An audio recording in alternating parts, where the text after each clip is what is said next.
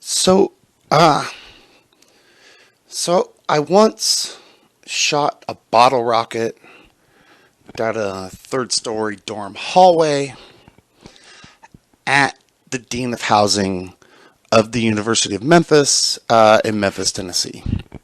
Now, what I would like to say right here, just as a qualifier to this whole story, I didn't do it intentionally. It wasn't rebellious. At no point was I like, hey, fuck the man, take this. Nothing like that. I didn't do anything like that. It was an unfortunate, an unfortunate incident in timing. That was all it was. And basically, here's what happened. I used to play football for the University of Memphis. Many, many, many moons ago.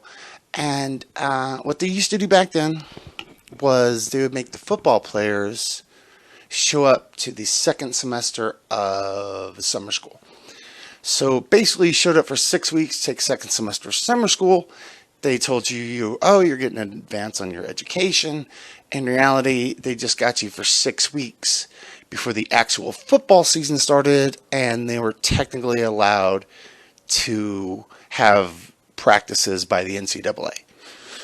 So basically, for those 6 weeks, they had voluntary practices that were, kind of anything but voluntary. Whatever, it was fine. But the thing was, at that time, we did not stay in our usual dorm. Because usually we stayed in a place called South Hall. And, South Hall's fireproof. South Hall's destruction proof. I've been lighting off fireworks my whole life. I am kind of a pyrotechnics guy. When I showed up, I had quite the arsenal. I'm not going to go into all those stories, but I can tell you that it's fireproof. We did not live in South Hall at that point, though. For summer school, you stayed in a place called Robison Hall. And Robison Hall is right smack in the middle of campus. In the general population, where we can get into trouble. We lived in Robinson Hall, and South Hall at the same time was only adjacent to it. It was separated by the main campus by railroad tracks. Okay, and the only thing next to it was a giant sports facility that all the people that went to the college could use, and offices for like football coach, baseball coach, whatever coaches in the office. So basically, we didn't have anybody to disturb over there, but smack in the middle of campus for those 6 weeks. And we went to summer school, and we went Monday through Thursday, and we just got done about noon every day. It was a typical time. So this is about, let's say, afternoon on a Thursday in my dorm room. We're kind of having a little happy hour get together. My roommate was also from Southern California. He liked to party. He was like, whatever. We're having a little happy hour get together. We're trying to kick off the weekend. That's all. I have some people over in my room. I don't know if you went to college or not. Maybe you just seen a movie. Imagine your average dorm room. Basically, we came in. There was two desk, like study areas. They were separated by a large dresser right here, and there are a couple windows. We had our beds here, and then maybe a closet.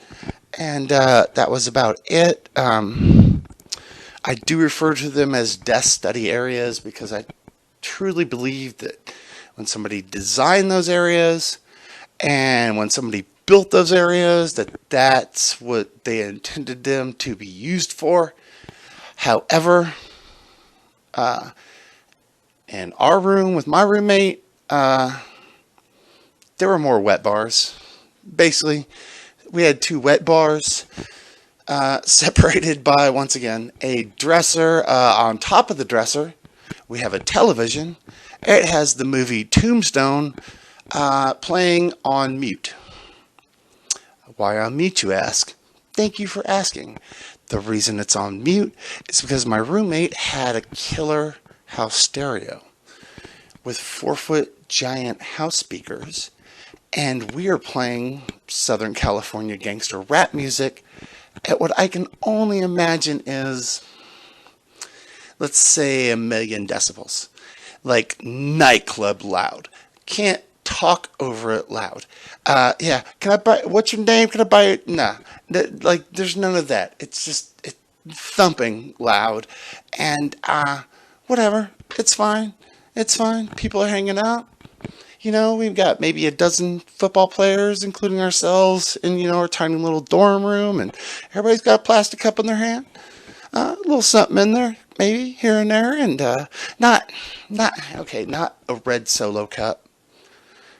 Don't have that vision of this party. We did not have disposable cup income. We were poor college students.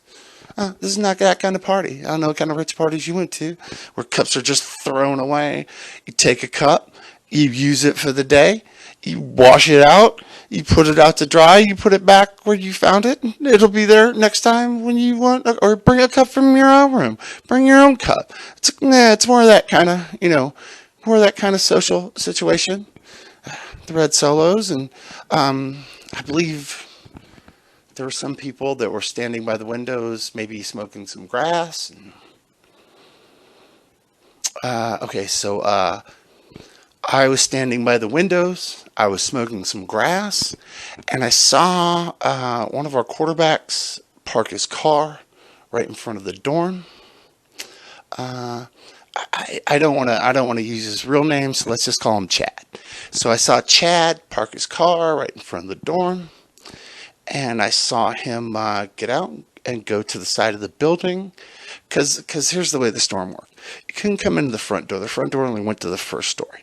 To get to the second and third story, you had to go to either side of the building, and then you went up basically switchback staircases. So you went into the stairwell, you went halfway up one way, and then you went back halfway the other way, and then you were at the second floor. And for the third floor, repeat the process.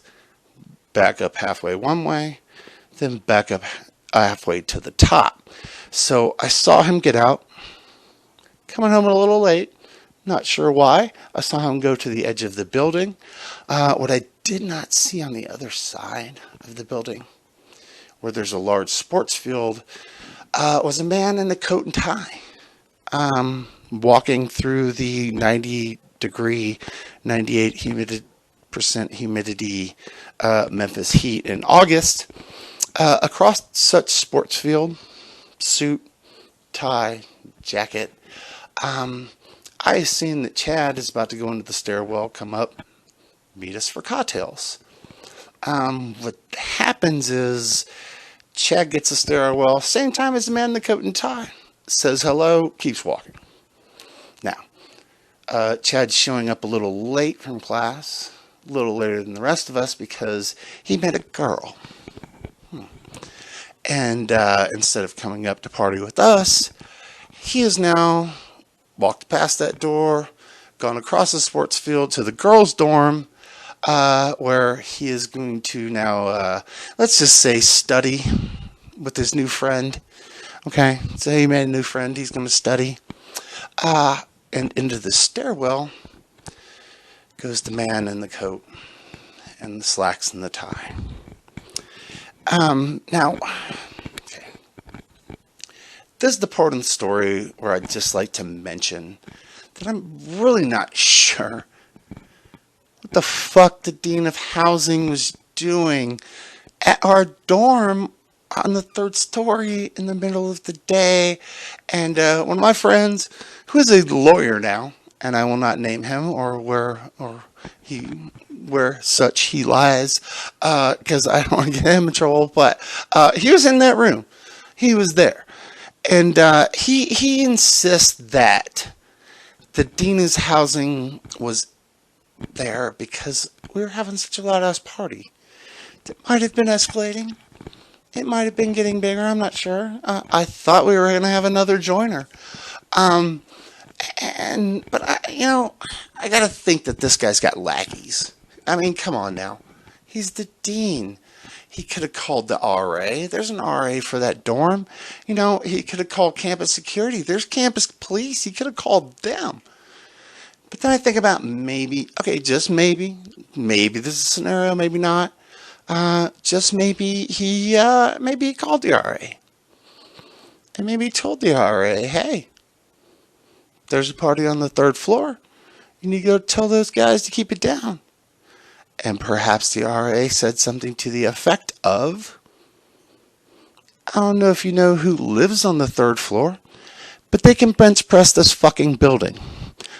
I only took this RA job so I could get a free dorm room, take some alleviation off my parents, but I don't want to alleviate them so much that they're childless. Yeah, so why don't you go fuck yourself? If you want them to shut the fuck up, you go fucking tell them. So maybe there's a conversation like that, and once again, that's all my scenario, my own mind, and just perhaps, he did not want to call campus security or campus police because it was football players, and we were very close to the football season. And, maybe he didn't want to destroy that. Maybe he was trying to help us out. And that just kind of makes it worse, too. Because that was the case, that he was just trying to help us out. Then it wasn't just he was trying to help the football team out. It was, it was my room. It was my party. I was the one that was going to get into trouble. He was trying to help me, personally out. And yeah, God, I think that just, anyway, I think that makes it worse. So, anyway, I heard, I saw Chad go to the side of the building. I went from the window. I went into my desk / wet bar / paraphernalia stash / explosives locker. I took out some bottle rockets. I went into the hallway. I closed the door behind me because I wanted to cut off the music, and so I could hear. And I sat there in the hallway and put a bottle rocket down, had a lighter ready, and I just kind of waited. And I could hear someone coming. I could hear someone make make the second floor level right there where they were going into the switchbacks, coming up into the third level. I could hear her make the turn. I hear someone make the turn right there at the switchbacks. And for some crazy OCD reason, I know it's exactly 13 steps from there. So I'm just listening. I'm in my zone. I don't know if you've ever had a feeling in your life where you thought that time either slowed down and or stopped. But all that really is your brain getting so excited that it releases so many kind of endorphins and, DMT and weird stuff into your bloodstream. Because it's crazy. It's like your brain starts to freak out that you get that buzz and you feel like time has stopped. And then I heard it. 3 steps from the top. I heard that tap. Tap. And I looked down the dorm hallway and I saw the head of a figure appear on the wall. I knew it was almost time. Tap. 2 steps from the top. I have the bottle rocket ready. I have the lighter ready. I see a bit of a shoulder start to appear in the shadow on the wall. Tap. 1 step from the top. I start to see the figure of a full human. I know this is the time. I light it. I light the fuse on the bottle rocket. It starts to burn. Tap. I see a foot hitting the top of the 3rd level. I know that person's there. And all of a sudden, the bottle rocket takes off. And kind of been known for pyrotechnics my whole life. I did show up at that university with a gross, with 144 bottle rockets.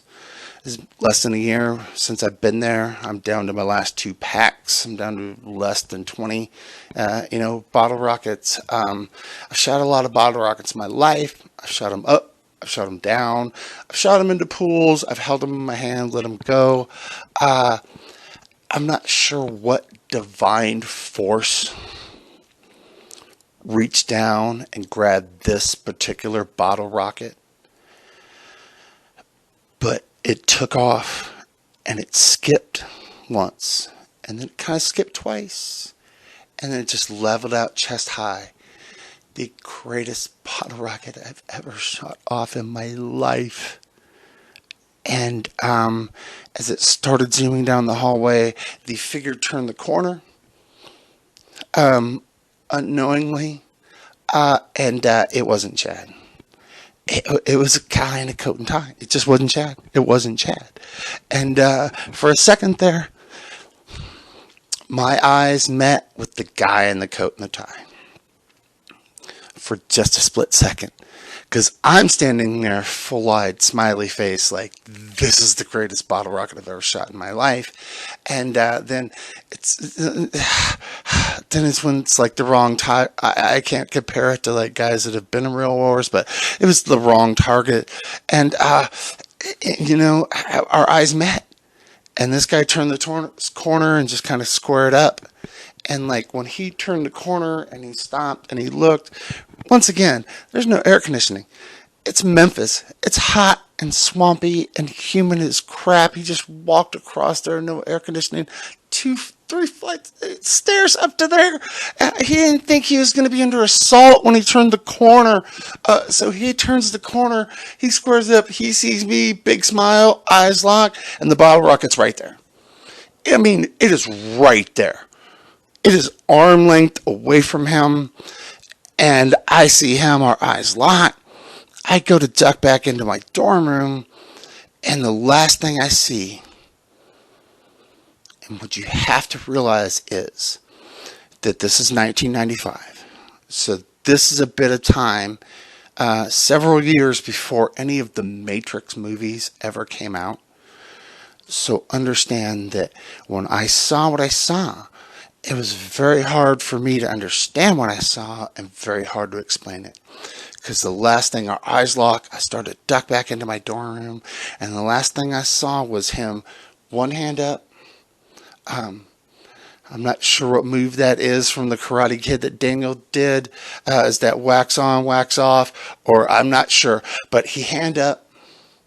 I think he might have got a piece of the bottle rocket, which if he did was amazing. Hand up. And then his back shoulder dipped, but his waist didn't move. So he put his hand up and his back shoulder dipped, but his waist didn't move at all. Whole top of his body bent. And the last thing I saw was the bottle rocket zoom by and hit the wall behind him. And I didn't understand. I didn't know what happened. So I ducked back into my room. I slammed the door behind me and I laid my back against it, and I just stood there, bottle rockets in one hand, lighter in another. And I was getting very strange looks from the people in my room because they'd seen me shoot a lot of bottle rockets at a lot of people. So this is not new. This is not new to them, but they had never really seen this look on my face. So I started to try to explain what I saw to them. But all that came out was, see what, no, it was, but then it was supposed to be, but it wasn't. It wasn't. I went like full Rain Man, but no, this is, and see, this is, but that's what happened, and then up, yeah, up the stairs, bottle rocket, yeah, what, they started looking a little grim. They started looking a little grim back at me because they weren't sure what was happening, but at the same time, I wasn't sure what was happening. And finally, I was able to spit out, wasn't Chad. It wasn't Chad. Now, everybody got a little frightened. They looked at me a little scared. I'll give this guy credit. He did not rush down to knock on my door. Um, Once again, I think he strolled down there with the elegance of an agent, and then heard the knock on my door. He did not pound. He did not have to. I was leaned back against it. I knew I was busted. I was fine, happy to take my punishment. I turned around to open the door. I opened the door. Uh, you know, Pulled it in. I saw him. My intention was to offer the contraband to him. Uh, what I actually did, remember, bottle rockets in one hand, lighter in another, was I did this. I did like, hey, hey, copper, you caught me. Lock me up, take me to jail. What are they serving in Sing Sing tonight? Like, I gave him one of those. Like he was about to put cuffs on me or something like that. And bless his heart, he just looks at me and looked at the bottle rockets and said, I don't want those. He said, hey, here's what I'm going to tell you. I want you to take those and anything else you got like that, and I want you to make it go away. I don't care where it goes, but you make it go away. It has no business being here. I said, yes, sir. He said, do you know who I am? I said, no, absolutely not. He gave me his name, which I will not mention because honestly, to this day, I do not remember it. Uh, and then he said he was the dean of housing. He asked me my name. I gave him my name. Um, at this point, people behind me started getting a little squirmy. I think people started setting their cups down and like looking for pencils, almost like they were going to play it off like they weren't part of the party or something. Like, come on, with that loud music playing, like some of these guys were about to just look around, like, oh, I'm sorry, I was in my room studying, sir. I just came down here to get a pencil, and then they locked me in this room, and then I see you, sir. I found a pencil right here. Like, they're going to have some sort of plausible deniability or something. Like, come on, man. Like, you guys aren't in trouble. I'm in trouble. Just keep your heads down. No worries. I got this. I believe I was truly relieved. And I'll tell you why. Because there's a bunch of football players in there who have done something stupid. Obviously, it's going to get out. Then it's going to get to the coaches, get to my position coach, get to my head coach, it gets to some faculty members, and maybe, just maybe at some point, it makes it all the way up to the dean. And then I got to worry about that. And I bypassed all those steps and I went straight to the dean. So, yeah, so I was there face to face with him.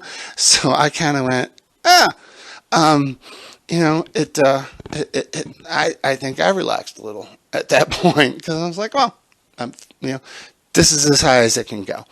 So, he basically just kind of told me, look, told me the building his office is in. He told me the number of the suite on the second floor, or I think it was on the first floor. He told me that he expected me there at 8 a.m. on Monday morning. I said, yes, sir, I'll absolutely be there. He said, that's fine. He turned and walked down the hallway. I stopped, looked out, watched him walk down the hallway, and he truly didn't just, and even at that point, just walk down the hallway with someone who who totally saw the Matrix. Like, it was scary. He walked away fine, like whatever, it wasn't the worst thing he's seen. I was very freaked out. I think I went back in the room. Party was kind of over for most people. No one really wanted to party in our room after that incident. So that was fine. Went to my buddy, once again, who I will not name. Said, hey, let's get out of here. I think it might be a good thing if my face is not seen around here for a couple days. So he said, that's fine. Jumped in his car. We went to the other side of Tennessee to Knoxville. also known as Knox Vegas, and we had a very, very good time for the weekend. Came back Sunday night. Of course, Monday morning, I was there 5 minutes before 8 a.m., dressed very nicely, just running my apology in my head. Just running over it. He was already in his office. He was expecting me. Bless his heart. I went into his office. I explained exactly what happened. Just thought you were Chad. You were not Chad. And that's just what happened. And, I didn't mean to do it. And, of course, I would never do that. And she did, I don't even know you. And, I went through the whole spiel. And he basically told me he kind of understood, but didn't condone it in the sense that he knew what we did at South Hall. He knew we did at the dorm that contained nothing but male athletes. So he's like, I know what goes on at South Hall, but you're not there. Like, there's general population people there. Like, there's people whose parents or themselves pay really good money for them to go to this college. You can't be detonating lights and stuff. Plus, this one's not fireproof. Like, Robison Hall is not fireproof. Like, it's old. You gotta not do that kind of stuff here. So he was and at the same time, like, as the dean of housing, I cannot condone you using explosives in any sort of dormitory. Like, that's a liability. I was like, yes, sir. Very apologetic. He, in his infinite wisdom, agreed that I should get 80 hours of community service. To say that I'm very familiar with with how that goes down, and I thought that was pretty reasonable considering my actions. So I said, yeah, absolutely, that sounds like more than a fair, agreement for me to do that. But then I did mention to him that, hey, that's going to be very hard to do, considering in a couple of weeks I have to start football, and I have to play center, and that's the guy that hikes the ball, and that's pretty important. So yeah, teams generally need one of those. And he said, oh yeah, you totally still have to do that. I'll tell you what, why don't we just suspend that indefinitely? And to this day in 2020, that's where it stands. I have 80 hours of community service suspended indefinitely to the University of Memphis in Memphis, Tennessee. Thank you very much for listening to my story. Wear your mask. Be safe. Y'all have a great day.